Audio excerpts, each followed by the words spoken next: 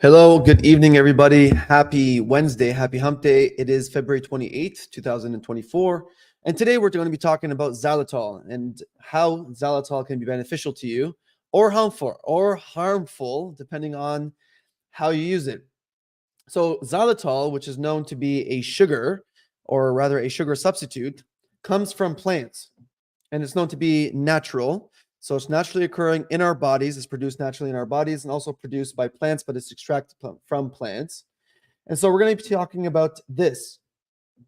Dental Dive. I just came up with this title. Dentist Dental Dive. Can xylitol prevent cavities?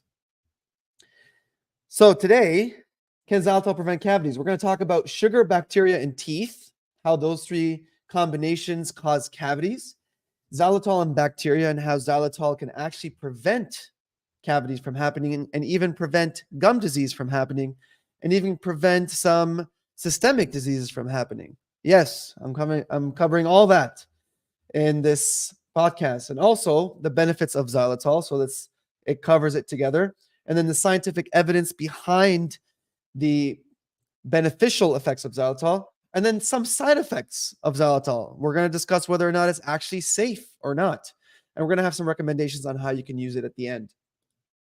So xylitol, I don't know if you've heard of xylitol or not, but if you've heard of it, and I wish I had it with me, but I don't, there is this company that's called Pure, P-U-R, and they have made this gum, and they've come up with other products too, but specifically this gum, because I'm very addicted to this gum. I think it's wonderful. It's pure xylitol. And research has come out and said that if you are chewing gum that has xylitol and has other components in it, it's not effective. So you have to have something that's pure xylitol, and you have to chew 5 times a day. Doesn't matter how long you chew, as long as you're chewing on it. So we'll get into that in a second. But the whole point is that this gum is called PUR. So if you want to Google it and buy it, I kind of hesitate to let you know where to get it, because when I told this to my patients, and I don't know if this is a coincidence or not, I doubt it is, but before I was telling it to my patients and before I started talking about it on social media, I think this was like last year or a year and a bit ago, it was fine. Actually, no, I did a TikTok on it a couple years ago, and it was fine. Like I used to be able to find pure gum everywhere, but for some reason now I can't find it. I actually have to chase after. Either I go to fine, I'll tell you. Either it's Winners, Home Sense. Apparently now they sell it at Farm Boy. They also sell it at the Bulk Barrel, I think, or Bulk Barn, whichever one. And anyway, it's really good. They have several flavors, and it's incredibly good for your teeth. We're going to talk about why in a second. All right, let's keep going. So, sugar, bacteria, and your teeth. Sugar, bacteria, and your teeth. Sugar and bacteria and your teeth are the three combinations, believe it or not, as what you need for you to develop a cavity. So if you were to take sugar out of the equation, you still have the bad bacteria in your teeth, you're not going to get any cavities. Okay, so let's think about that for a second. This is called the trifecta of cavity production. So if you take away bacteria, the bad bacteria, okay, which is Streptococcus mutans, we'll also talk about that in a second. If you take that away, no matter how much sugar you take, you're not going to get cavities. Okay, and obviously, if you take away your teeth and you're consuming a ton, I mean, it's a given. But anyways, if you're consuming a ton of sugar and you have a ton of bad bacteria, but you got no teeth, well, you don't have to worry about cavities, do you? So you have to have all three of them. Now, the whole point with xylitol is that xylitol substitutes sugar. Okay, and sugar is the arch enemy of cavity, like of your teeth. It's the arch enemy. Okay, so it causes cavities. And how it causes cavities is actually quite simple. People think that it's the sugar that causes the cavities, but in reality, and I know I just said that, but in reality, what it does is that sugar is digested by the bacteria. The bacteria, they secrete acid. That's their quote unquote poo or excretions. So they secrete acid, and then the acid then goes inside the enamel and the dentin, and then causes the enamel and the dentin, the mineral, causes it to dissolve or causes it to demineralize. And that's what causes the cavity. So the cavity is a demineralization process. It's when your minerals dissolve because this bacteria called Streptococcus mutans. So Streptococcus mutans, strep mutans for short, is what is the bad bacteria. Now, there is overwhelming evidence, this is according to science, there's overwhelming evidence that sugar in the diet is the prime culprit in causing dental caries. Okay, so this is hands down the number one thing. So when people come and tell me, they say, oh, my parents have cavities, I just have bad teeth, my teeth are soft. There's no such thing. Okay, yes, there are some people that have thicker enamel, they have a little bit more enamel than other people. Sure, there are hypomineralized teeth that don't have such strong buildup of enamel, but most people, and I'm saying like most people that I've seen in my clinic, I would say easily over 98% of people have teeth that are fine. The reason why you're getting cavities is because you're allowing plaque to build up, and plaque is just a result of this biofilm that is natural in your mouth, and the bacteria secreting this polysaccharides, this sticky stuff that causes this plaque and this biofilm to stick on your teeth. Now, I'm going to discuss the cool thing with xylitol and how it decreases that in a second. Okay? All right. So getting back to this, so as we said here, sucrose is the enemy, and cavities leak to acid into the enamel and dentin. Now, xylitol and bacteria. So xylitol was used in 1960s, yes, that long ago, okay, 1960s, to treat diabetics. And the reason is because xylitol doesn't react in the body the same way, or the body doesn't react the same way with xylitol as it does with sugar. So there's no spike of insulin. So yes, you use it as a sugar substitute, and it also has approximately half the amount of calories that sucrose has, that sugar has. So it's actually very good for you. It's actually very, very good. And in the 1970s, the first dental research, and I believe this was done in Finland, it demonstrated that 50% of reduction in plaque levels by eating foods sweetened with xylitol. Okay, let's think about that for a second. There was a 50% reduction in plaque levels by eating sweetened xylitol. Now, what is xylitol? Okay, xylitol, it's a naturally occurring 5-carbon sugar alcohol. Okay, I'm going to say very simply, it's just a natural sugar. It's the name itself, okay, it relates to the name xylose, which is wood sugar, and that's usually where this kind of sugar is actually extracted from the structure of hardwood, and that's where it's obtained. So, just to cut through all this very complicated jargon, how does it decrease plaque? Well, it decreases plaque by not allowing bacteria to produce that sticky stuff, the saccharides. Okay, so the saccharides is that, I'm just gonna, so you can see my beautiful face. The saccharides are stuff that are produced after the bacteria consumes carbohydrates. Okay, breaks it down to sugars, and then releases saccharides. And those saccharides are the ones that cause the plaque to stick to the teeth. Now, when the bacteria consumes xylitol, it cannot metabolize it, so it can't do anything with it. So several things happen. One is that it cannot produce that sticky stuff. So then the plaque, the biofilm, doesn't actually stick to your teeth as much. Okay, so now you're decreasing plaque levels. Now, if you decrease plaque levels, not only are you decreasing the decay levels, you're also decreasing gingivitis, the risk of gingivitis. So gum inflammation, okay, which obviously by inference, you're also decreasing your chances of getting bone disease, because obviously if you don't have gingivitis, you're not going to get periodontitis, right? So it's great. And then the last thing is that it actually kills the majority of the bad bacteria that cause cavities. And research has shown that it kills the majority of the bad cavities, while the good kills the majority of the bad bacteria, while the good bacteria actually stay constant. And this is according to research. I know it's hard to believe that xylitol is such a magical, I was going to say drug, but such a magical sugar, but it is. Now, lastly, what it does is that xylitol, it raises the pH of the mouth. So it alkalizes the mouth. It makes the mouth more basic. Now, why does that matter? Is because if the mouth is more basic, bacteria don't like that. So the bad bacteria don't like to live in a basic environment. And also, you can't really get cavities, or it's very difficult to get cavities in a basic environment. And so xylitol acts in many different ways to protect your teeth.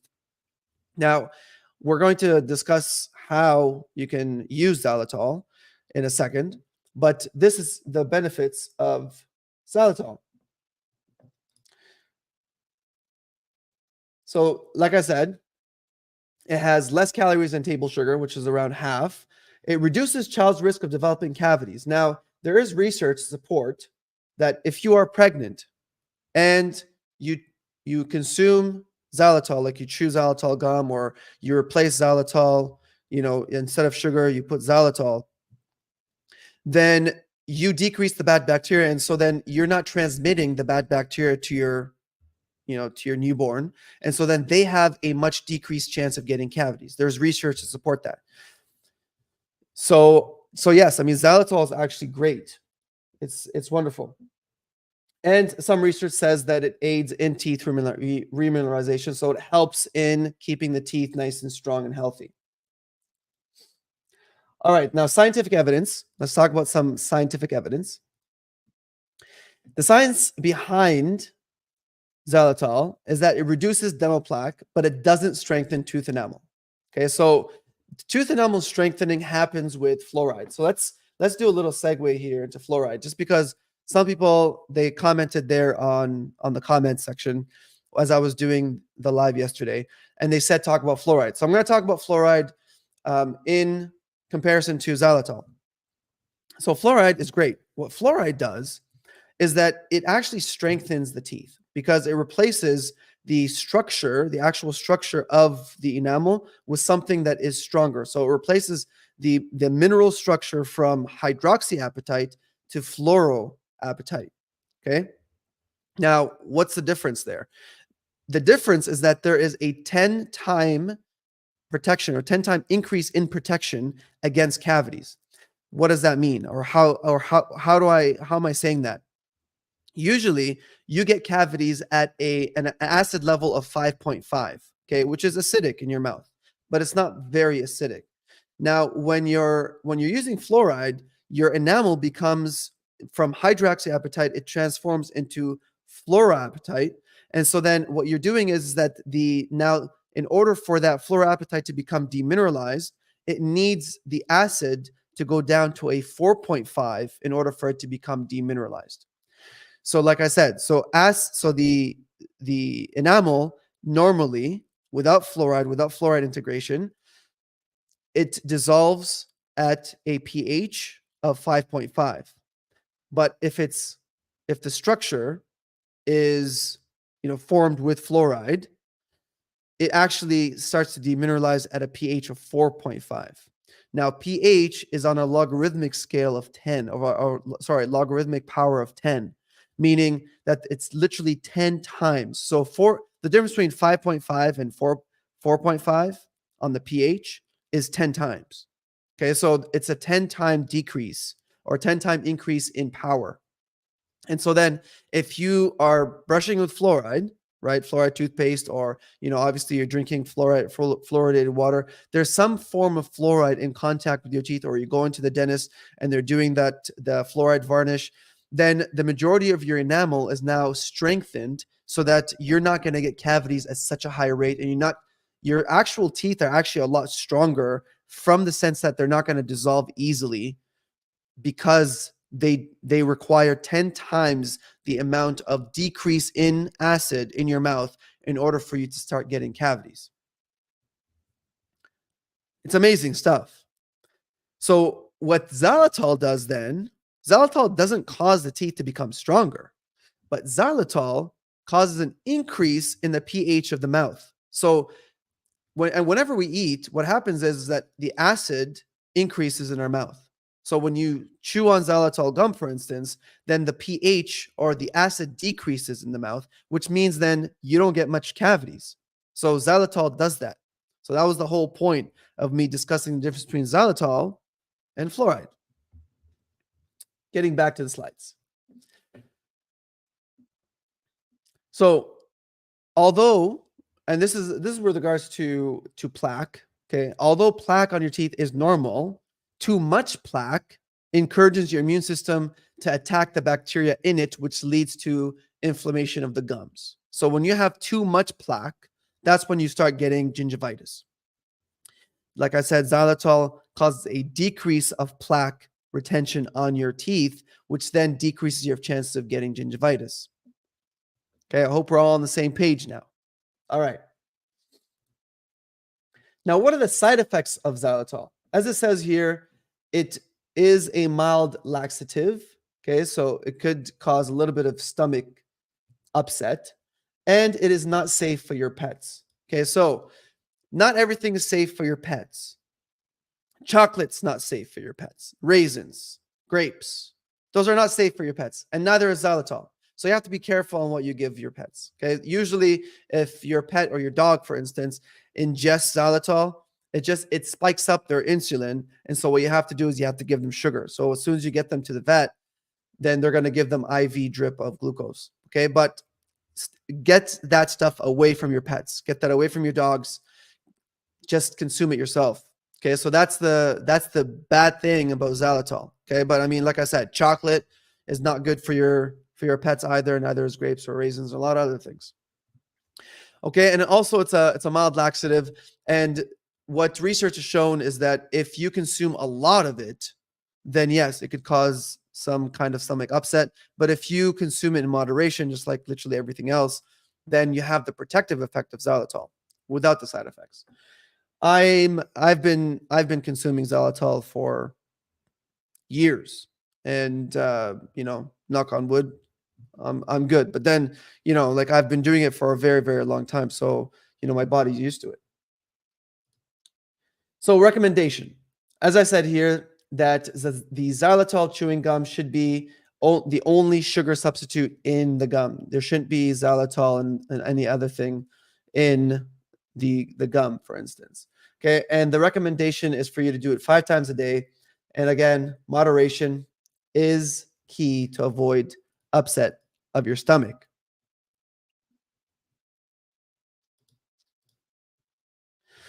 And that is all for today. Xylitol. I hope you benefited. So I had a patient today who had has a slight cavity, very, very small, and I said, just kind of a piece of advice was to chew on this kind of gum, okay, xylitol, and I give you the same kind of advice. In order for you to decrease your chances of getting cavities, a lot of dentists, a lot of them support you chewing gum with xylitol. So I'm part of that group that supports it. And so go ahead and do that.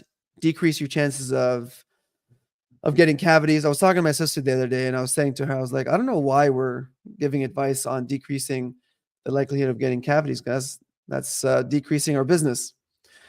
Obviously, that was a joke. Okay, that was a joke. Relax. That was a joke. Okay, my job is to prevent, not to cure. Right? An ounce of what is it? A pound of cure, a pound of prevention is worth an ounce of prevention is worth more than a pound of cure. Okay, so I think that's it. I hope you enjoyed it. Today is podcast number 41. So we are in the 40s and we're going strong to the 50s. So today's podcast number 41. Tomorrow will be podcast number 42. And tomorrow is going to be leap day. So I will wish you a happy leap day tomorrow. And as always, stay healthy and keep smiling. Good night.